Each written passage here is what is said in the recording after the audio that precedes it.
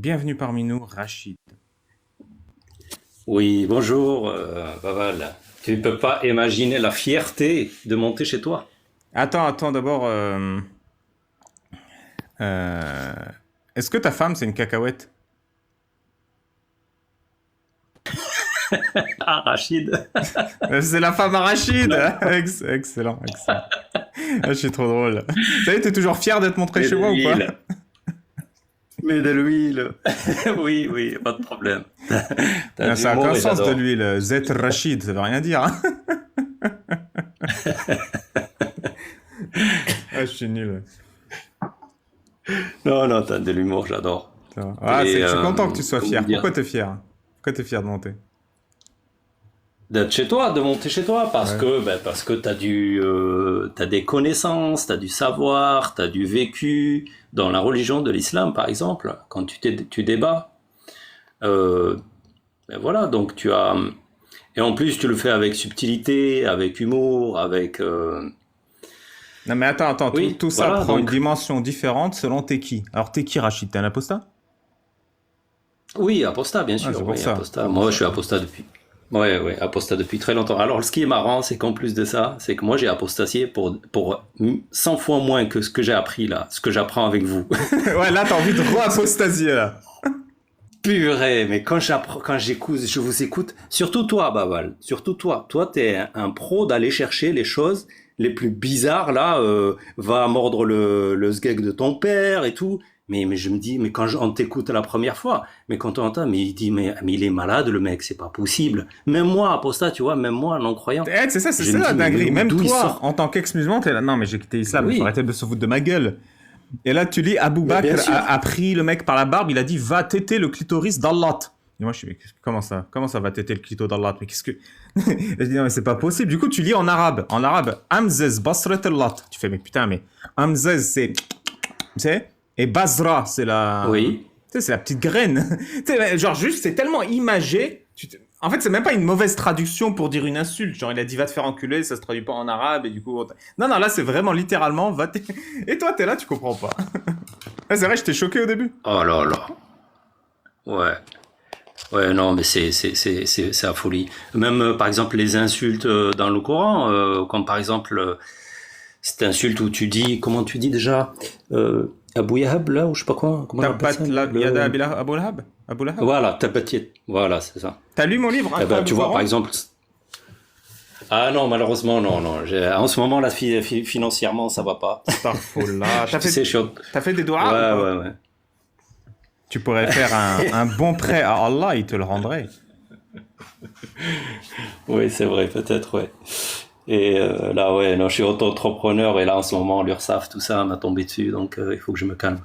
Starfullah. Voilà. Starful Rursaf. Bon, enfin bref. Et oui, mais c'est pas grave, c'est normal, c'est ça la société où on vit. Si tu veux avoir des droits, il faut cotiser, quoi. Ouais. Et voilà. Tiens, Et regarde, je l'ai donc, illustré Abu Lahab. Attends, je te le mets en grand pour que tu vois. Pour que tu vois bien. Tiens, tu lis, tu peux lire ou... Ah non, c'est en miroir, mais tu vois ce qui est marqué? le problème, c'est que ça m'a figé l'image. Là, par Ah. exemple, je te vois en figé. Ah merde. Bah, c'est marqué Ouais. Nique tes mains, Abu Lahab. Il n'y a qu'avec toi qu'on apprend ces choses. C'est le Imam Shaitan à Bilal. Je te jure. Même pas, au moins, le shaitan, Tu il sais, ment, il aujourd'hui, trompe, tu sais. Moi, je dis que la vérité, hein.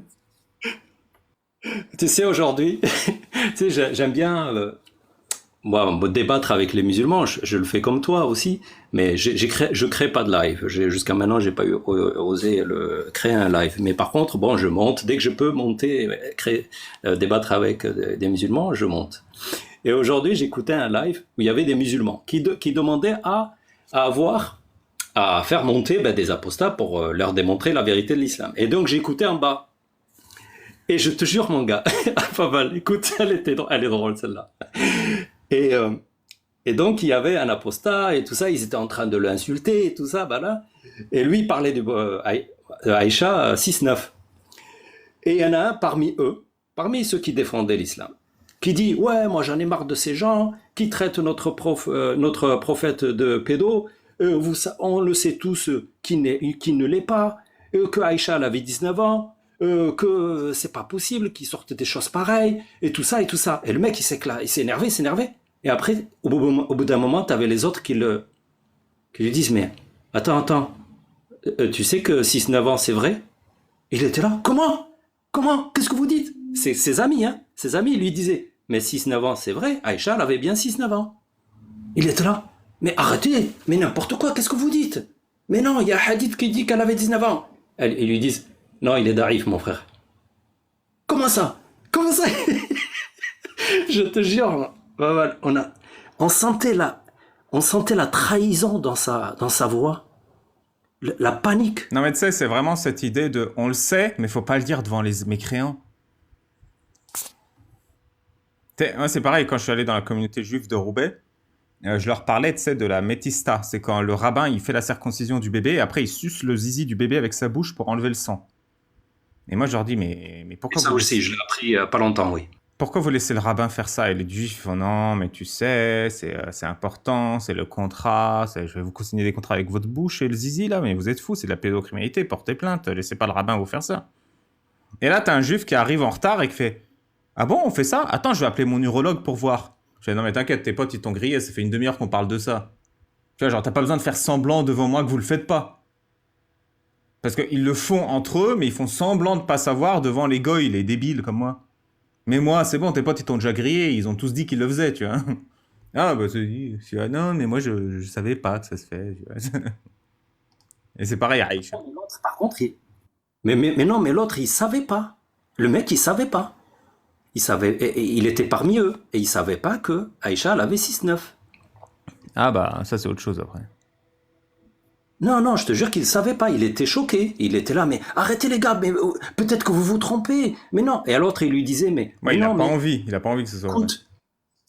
Écoute, on en a 21 hadiths, ils lui disent, on a 21 hadiths qui le disent.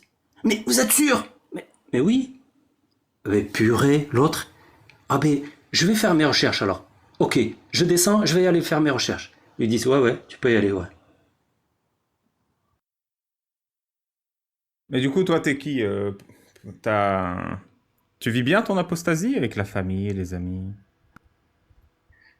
Oui, donc moi, oui. Maintenant, oui, enfin en France, oui. Ça, c'est en France, bien sûr. Si j'étais en Algérie, bien sûr. Donc moi, il faut savoir que je suis né en Algérie, dans les années 70. Et après, j'étais bien sûr endoctriné, comme la plupart. J'ai appris l'islam aussi à l'école, dès l'âge de 6 ans, Tarbiya al-Islamiyya. Et aussi, mon père m'a en plus mis, pour un petit plus, il m'a mis dans une école coranique. Tu sais, là on apprend le Coran sur une planche en bois. Je sais pas si t'as entendu parler de ça. On devait écrire les sourates sur une planche en bois avec une espèce d'encre. Une encre qu'on fabriquait nous-mêmes et qu'on après avec une espèce de cailloux, des choses comme ça, une espèce d'argile qu'on effaçait, puis on effaçait. Et on devait apprendre sourate après sourate dans une pièce qui est dans une mosquée. Et si t'apprenais pas, ou par exemple tu récitais pas, après tu devais réciter, tu devais réciter par cœur. Et si tu récitais, tu te trompais un truc comme ça, tu pouvais prendre des coups de la part de notre prof, quoi, de notre imam, quoi. Oui, c'est la manière d'éduquer islamique, c'est tu tabasses. Il y a vraiment un culte de la cruauté et de la méchanceté dans l'islam, tu sais, ça t'habitue, tu vois. Allah, il va te brûler, mais c'est bien, c'est un service rendu. On te coupe la main, c'est bien. On lapide quelqu'un en lui jetant des cailloux à mort, c'est bien. Il y a vraiment un culte de la violence et de la cruauté où ça devient une vertu d'être méchant et violent parce que c'est dans l'intérêt de tout le monde, tu vois. Oui, notre imam, il avait une espèce une brindille comme un olivier long, qui fait 1 mètre, quelque chose comme ça, et il te fouette dans le dos, quoi, avec, voilà. Si tu récites pas. Donc j'ai appris comme ça, Bismillahirrahmanirrahim, Malik yawmiddin, tu sais, comme ça, en se balançant, quoi, avec la planche. C'est ça qui est marrant, c'est qu'ils te fouettent, ils te tapent, et après à la fin ils disent, voyez, tous les enfants musulmans ils connaissent le Coran par cœur. Genre si tu frappes quelqu'un, il va pas apprendre n'importe quoi par cœur, tu vois. Donc tu sais, il le tourne comme, regardez, le Coran il est tellement aimé, tellement respecté, Bah, que si on bat pas les enfants, ils apprennent pas. Donc ça, c'était à l'âge de 9 ans, tout ça.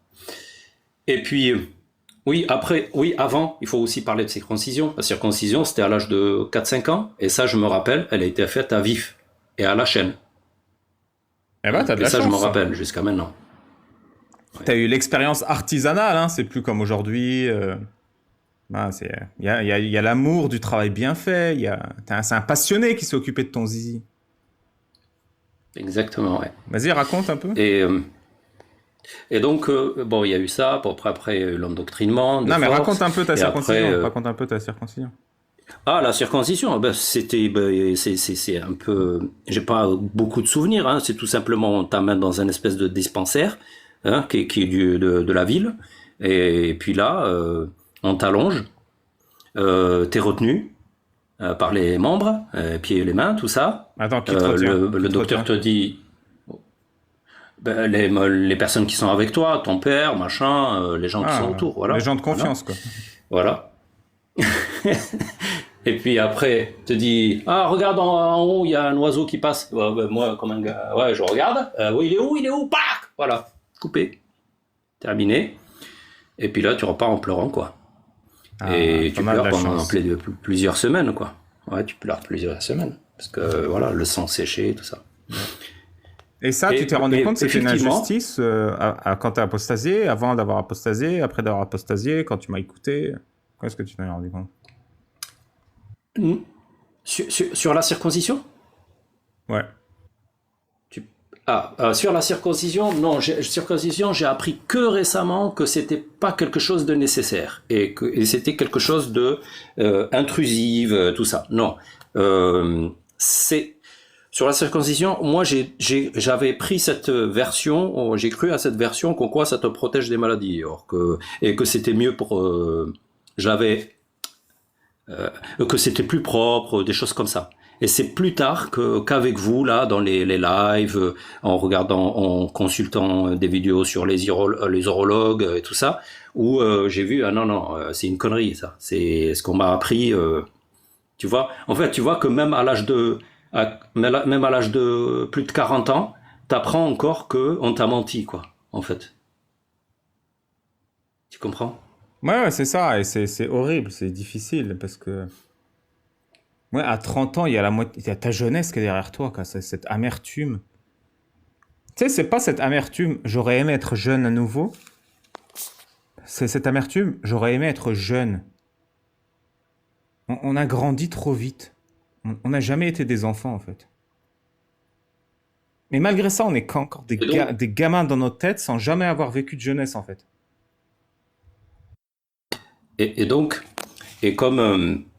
comme je t'ai dit, je suis né dans les années 70, et après j'ai quitté l'Algérie dans les pires moments, hein, quand ça commence à vraiment à chauffer en Algérie, dans début des années 90, tu sais, il commençait à avoir les révolutions, la transition politique, enfin bref, les islamistes qui ont débarqué, tout ça, les gros mouvements, comment on appelle ça, un peu comme les gilets jaunes, quoi, enfin comment t'appelles ça, révolution, comment t'appelles ça, je sais pas. Tawara.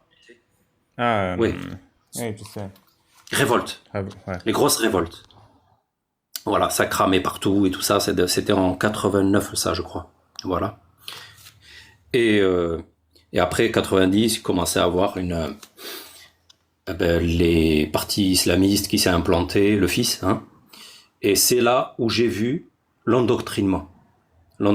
C'est là où j'ai vu l'Algérie se transformer, hein, se radicaliser petit à petit, les femmes se voiler de plus en plus. Ça, je l'ai vu à l'école, par exemple. Au départ, à l'école, peut-être, t'avais peut-être 4 ou 5 voilées, 4 ou 5 femmes voilées, et après, t'avais toutes les femmes qui étaient voilées, quoi. Tu comprends? Toutes les étudiantes qui étaient voilées. Voilà. Mais ils coupaient pas la tête des femmes pas voilées, déjà? Peut-être ça s'est fait après, parce qu'après moi j'ai quitté l'Algérie dans les années début 90, donc 90, 91, voilà. Ouais. Et après, moi si tu veux, quand je suis parti de l'Algérie, j'ai laissé l'Algérie, elle vivait sous couvre-feu. Sous le couvre-feu, on avait des militaires dans les rues et des islamistes qui manifestaient. Donc tu vois, ça fait un peu ça fait le compo. T'avais l'un face à l'autre. T'avais les gens qui sortaient de l'islam, qui sortaient des mosquées le vendredi par exemple, et qui faisaient des grosses manifestations. Et c'était les barbus et tout ça. Et ils scandaient, parce que moi j'étais carrément dans la capitale, hein, et ils scandaient dans les rues les paroles pour appliquer l'État islamique, Dawla al-Islamiyya. Il y avait comme un chant patriote, un chant Mais toi, à de l'époque, révolte. t'étais musulman, non? Oui, j'étais musulman, oui. Mais t'as quitté l'Algérie, Je suis pourquoi? Parce musulman. que ce qui se passait te dégoûtait ou pour d'autres raisons? Genre, t'étais content ou pas de comment devenait l'Algérie? Non, bien sûr que non. Non, déjà, la situation économique est devenue très difficile pour nous. On n'avait presque plus rien à manger. On se battait pour tout. Hein. En fait, si tu veux, ma mère vivait en France. Et je me plaignais tout le temps. Je lui disais, fais-moi sortir de ce pays. Parce que, ce que tu veux, l'erreur que faisait ma mère, si tu veux, c'est que, c'est en fait, mes parents étaient divorcés, si tu veux. Mon père est resté en Algérie, ma mère en France. Et du coup, mon père m'envoyait l'été pour aller en vacances chez ma mère en France. Et le problème, c'est quand il m'envoyait en France, c'est là où tu vois la différence de pays, la mentalité, la richesse. Moi, la France, Mais en fait, c'est et ça. en France, Tu la vois et en même temps, tu la vois pas. Tu vois des gens, ta famille, vivre dans la misère, mais tu t'imagines pas qu'ils pourraient en sortir, tu vois. C'est normal d'être pauvre, c'est ok d'être pauvre, c'est ok d'avoir une vie de merde. C'est qu'en grandissant, moi, que je l'ai réalisé que leur vie était pourrie. Et tu sais, moi, je le voyais pas en tant que gamin. J'étais là, je voyais de la terre, je creusais avec mes mains, tu vois. Mais mon oncle, qui a 18 ans, 19 ans, 20 ans, il est assis comme ça, il regarde le mur, il se passe rien, tu vois. Son cerveau, il s'éteint.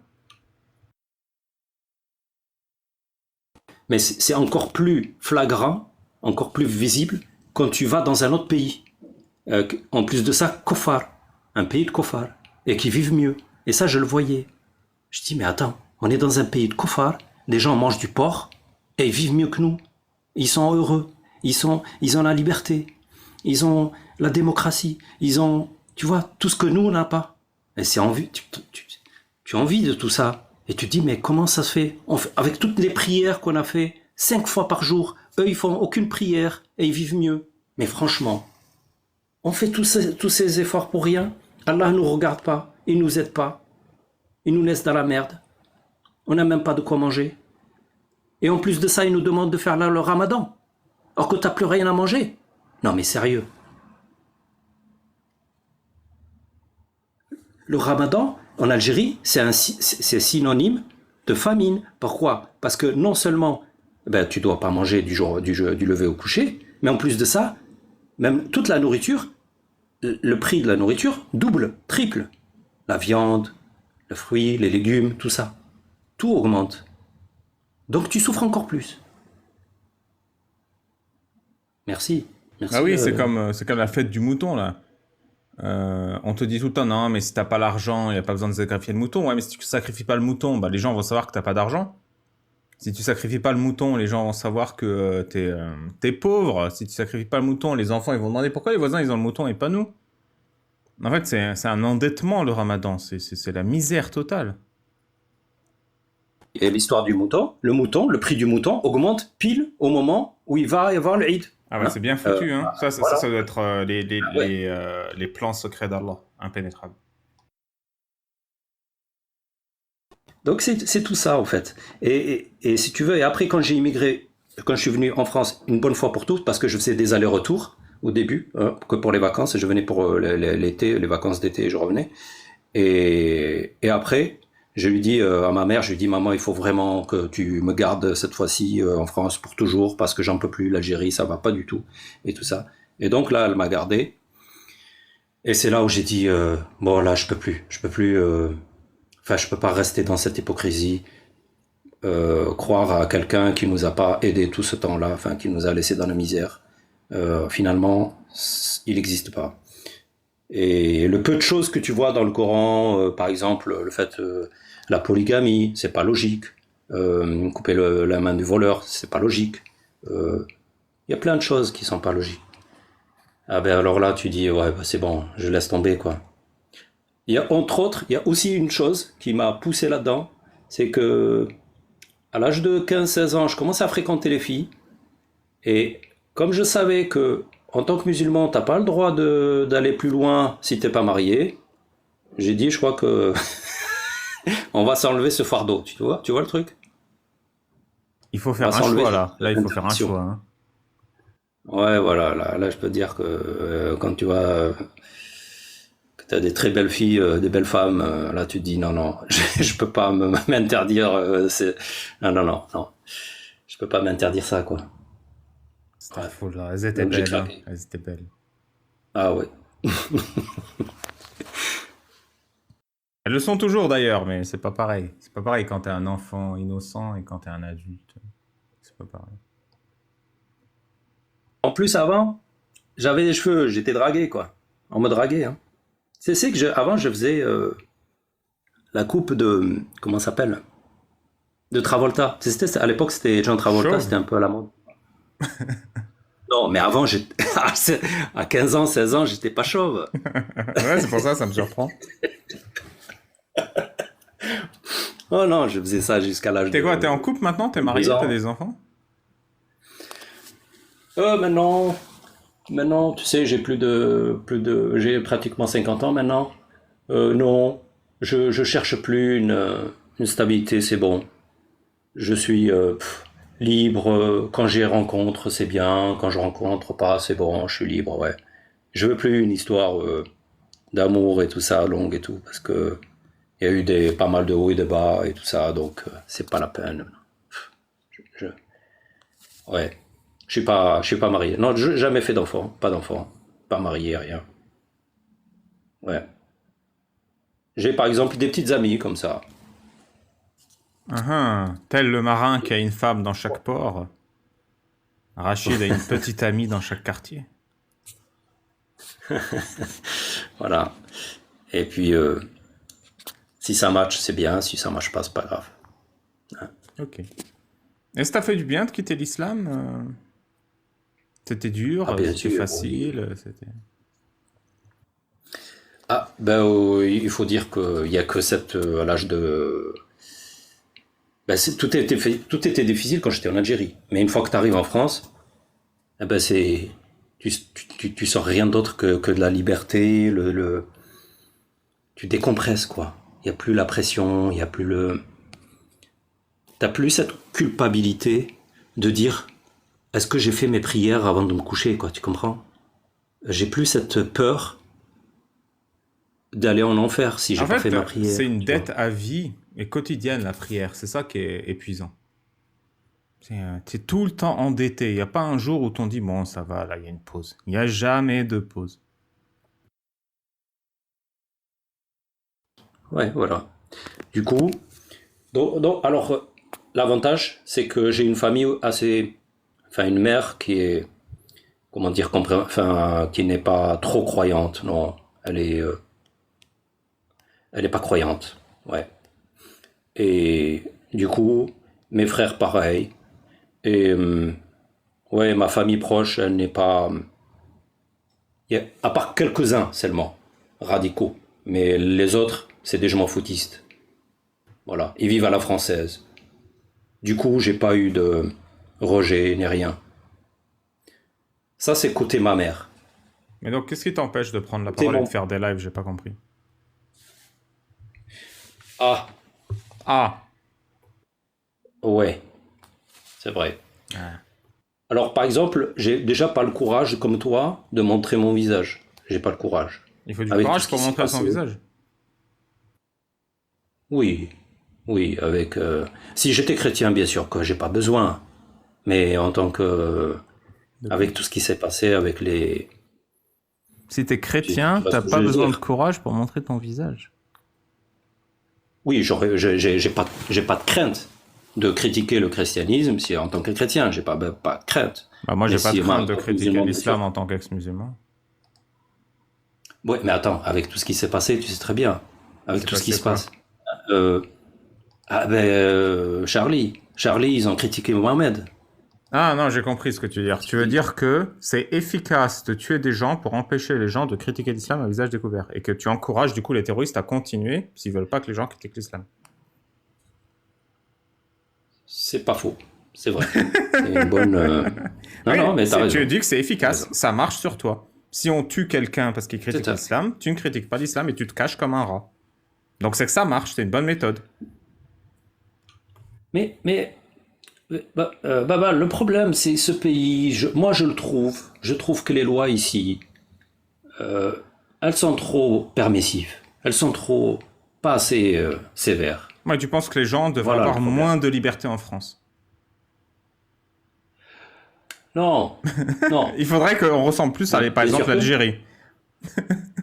non, non, non. Je parle pas de la liberté. Non, non, moins sévère, pas sévère, soit face à une faute, face à quelque chose un Non, crime ou j'ai quelque chose comme compris. ça. C'est pas toi qui es un Voilà. lâche et un soumis au terreau, c'est la faute de la France.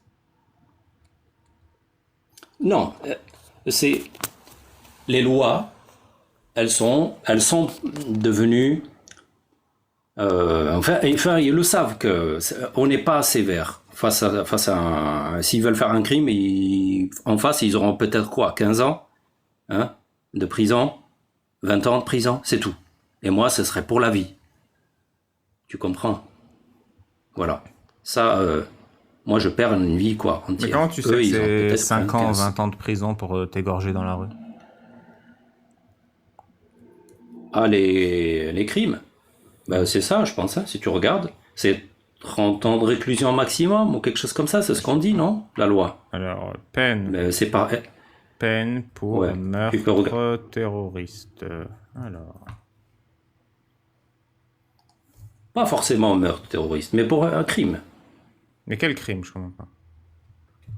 Eh ben, par exemple, quelqu'un qui te plante un couteau, voilà. Bon, bah, Te peine plante en et. France pour poignarder quelqu'un.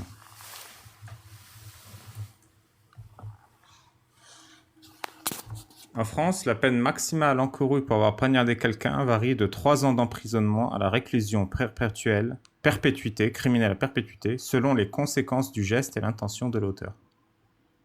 Voilà, tu meurs, c'est perpétuité. Mais il y a quand même trop. Mais sinon, s'il te blesse, c'est 3 ans, c'est ça. Bah ça va, 3 ans. Bon, ok, je vais y réfléchir alors. Ouais, 3 ans. réfléchis-y un peu. Mais, mais par contre, attention. Si je meurs, je porte plainte contre toi. Me porte plainte, qu'est-ce que tu veux que je fasse? Bah oui, bah c'est important, si quelqu'un te poignarde et t'assassine, c'est ma faute. Ouais, j'irai au gendarmerie et je porte plainte contre toi. Je dirais voilà. C'est la peine de l'apostat, c'est pas quelque chose de si sévère. Il n'y a jamais d'apostats qui se sont plaints de s'être fait couper la tête. Bon, c'est quand que tu te sors les doigts du cul et que tu montes ta tête parce qu'il se passera rien. Tu crois? Bon, bah il se passera quelque chose, t'as raison, cache-toi. Ouais, ouais. J'ai pas encore le courage. Peut-être la prochaine fois que je remonte. Inch'Babal. Mais Je sais oublie pas, ouais. tant que tu montes pas ta tête, les assassins de Charlie Hebdo ont raison. C'est vrai, c'est vrai. Non, non, c'est vrai. Parce Parce que bon, c'est que bien gentil de dire je suis honoré de monter, te voir Alibaba, t'es cultivé, t'es courageux, t'es ça, mais toi tu fais rien. Tu fais rien. Moi je suis pas du tout honoré. ah ben écoute, plusieurs fois en bas, j'écrivais bravo Babal, très bon argument, je t'ai Ah envoyé une bah, rose. ça va. Bah si tu envoies des pensées et des roses, ça va. Ça va. Non, Ouais. mais tu sais, on est les premiers concernés, hein. C'est pas les franco-français les premiers concernés par le problème de l'islam, c'est nous. Les musulmans, les ex-musulmans, les arabes, les amazirs, les berbères, les turcs, les kurdes, les assyriens, les africains, les perses. C'est nous les premiers concernés, c'est à nous de faire le boulot. C'est pas, je sais plus comment ils s'appellent, la Frinkled Coat ou les philosophes de Plateau, là, plus blanc que Mélenchon, qui vont faire le boulot, c'est à nous. Pourquoi lui, il donne son nom, son prénom, il va sur le plateau, il critique le Coran, il se fait traiter de raciste et d'islamophobe? C'est pas lui, c'est à nous de le faire, le boulot. T'as 50 ans, mec, t'es pas marié, t'as pas de gosse, fais un truc utile dans ta vie, tu vois. c'est vrai que nous, on est beaucoup plus crédibles. Parce on a du vécu. Ah non, mais on serait beaucoup plus crédible si on n'était pas cachés comme des lâches. Ouais.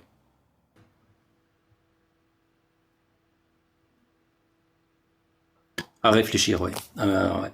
Je suis À y content si ça réfléchir. te fait réfléchir. C'est à nous de changer, c'est pas à la France de changer quelque chose pour nous.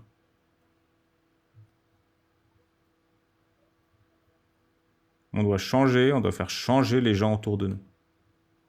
C'est notre responsabilité. En tant qu'ex-musulman et aussi en tant que musulman. En tant que musulman, c'est ta responsabilité. Je vais en parler d'ailleurs. Tu as une musulmane qui avait dit ma mère est morte sur l'attentat de Nice, mais il faut comprendre, ce n'est pas un attentat islamique, c'est un attentat terroriste. C'est-à-dire que la femme, elle est musulmane. Sa mère est musulmane. Et elle est quand même là à dire c'est pas ça l'islam. Alors qu'elle s'est fait assassiner par un musulman au nom d'Allah et du prophète, plutôt que de se dire qu'est-ce qui a fait dans ma religion qu'un individu comme ça est né, alors que ce n'est pas le cas dans d'autres idéologies. Par exemple, il n'y a aucun attentat ping-pongiste. Il n'y a personne qui dit il l'a tué au nom du ping-pong. Et quand il fait un attentat au nom du ping-pong, je suis sûr que personne va dire c'est pas ça le ping-pong.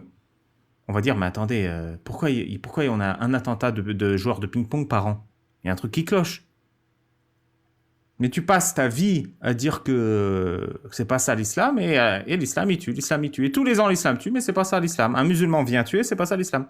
Les Algériens, vous les Algériens, la décennie noire, à minimum 250 000 morts violentes, des musulmans tués par des musulmans, et vous êtes encore là à dire c'est pas ça l'islam.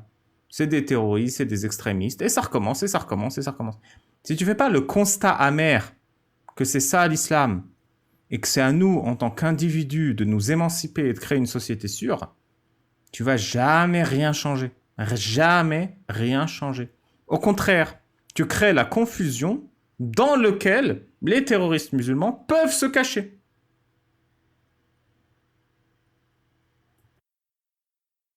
Et le musulman, il se fait poignarder ou se fait rouler dessus par un camion par un autre musulman, et au lieu d'avoir comme premier réflexe de se défendre, il va dire c'est pas ça l'islam pendant qu'il se fait poignarder, pendant qu'il se fait rouler dessus. Mais c'est pas ça le premier réflexe d'un être humain. Le premier réflexe d'un être humain, c'est de changer le monde pour que les choses aillent mieux. On est des adultes, Rachid. Tu as une dette envers les générations passées, les générations présentes et les générations futures, alors rachète-toi. Ouais. À réfléchir, ouais. C'est pas faux. C'est profond. C'est pas faux parce que, ouais, parce que c'est, en plus, je sais pas, mais dans toutes les religions, j'ai l'impression que c'est la nôtre qui va le plus loin possible, aussi loin dans la. Non, c'est parce que t'es un être humain. Donc, comme tous les êtres humains, tu manques de perspective. Le truc, c'est qu'en tant qu'être humain, tu vis, pour l'instant, t'as 50 ans. Mais non, le judaïsme, elle est très loin. C'est juste que t'étais pas encore né. Le christianisme, elle est très loin. T'étais pas encore né. Les polythéistes vikings, les Grecs, ils sont allés très loin. Les Romains, ils sont allés très loin. Les Aztèques sont allés très loin. Plus loin que l'islam. Mais juste, t'étais pas né. La question, c'est pas de savoir qui va le plus loin ou qui va le moins loin. La question, c'est d'éliminer tout ce qui va trop loin. Ouais, c'est vrai que j'ai pas vu ce côté historique, ouais. Oui, tu manques de perspective, t'es un être humain. Merci pour le don, Mohan. Les ritos, un rital des ritos sont les plus beaux, Travolta, mais Babal avec sa beauté léonine orientale, crinière, rebat les cartes. Et merci pour le don, Milandry. Salut Babal et salut à tous. Merci à vous pour vos dons et vos soutiens. Mais bon, va falloir y réfléchir, c'est jamais trop tard pour y réfléchir. Et toi, par exemple, là, tu as écrit un livre, tu as écrit un deuxième. Si je te pose la question, admettons, il y a 5 ans, est-ce qu'il y a 5 ans, tu t'aurais dit, oui, je vais écrire un livre. Est-ce que c'était dans tes Non, pas du tout. objectifs? Non, pas du tout. C'est juste apparu au fur et à mesure. C'est devenu un outil. Donc, on sait pas qu'est-ce que tu vas nous faire d'ici 5 ans encore. Un striptease, probablement. Déjà, qui il y a 2 ans aurait pu savoir que j'étais juif? Du Mossad. Bah oui, pas n'importe quel juif. Hein. Pardi. Pardi. Vas-y, pardi, mec. Mazette.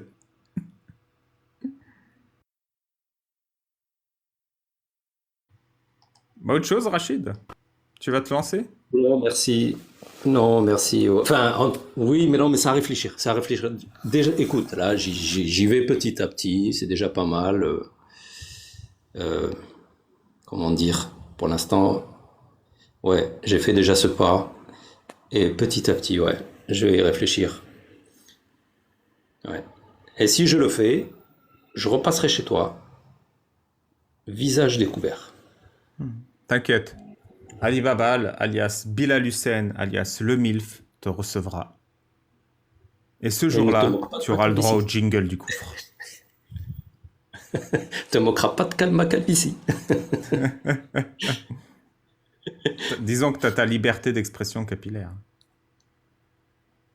Parce que moi, j'ai moins de cheveux que toi, mais j'ai plus de visage. C'est intéressant ça. Bon, allez, je descends. Merci beaucoup de m'avoir reçu. Merci Rachid, ça m'a fait C'était plaisir. vraiment un plaisir. J'espère du fond du cœur que je te reverrai. Avec plaisir. Toi et ton crâne là, et ta calvitie.